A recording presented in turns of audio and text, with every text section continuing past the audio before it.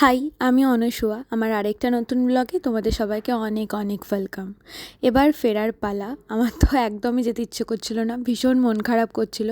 আর ওই দিন সকাল থেকে খুব বৃষ্টি হচ্ছিল। আমি প্রায় 5টা নাগাদ ক্যাব বুক করে নিয়েছিলাম, আর আমার বাস ছিল 6:30 নাগাদ। আমি 5:30টার মধ্যেই পৌঁছে গিয়েছিলাম ধর্মতলাতে।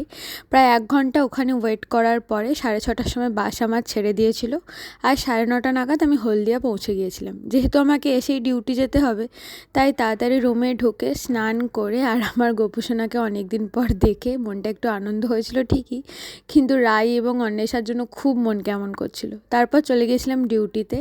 লাঞ্চ ব্রেকে আমি আর বাড়ি আসিনি, ওখানেই কল্পতরুতে খেয়ে নিয়েছিলাম। সন্ধেবেলা রুমে ফিরে সন্ধে দেওয়ার পর ভীষণ টায়ার্ড হয়ে গিয়েছিলাম। তাড়াতাড়ি ফ্রেশ হয়ে ডিনার করে আর আমার সমস্ত ওষুধগুলো খেয়ে আমি ঘুমিয়ে পড়েছিলাম। তো আজকের মতন আমার ছোট্ট ব্লগটা এতটাই।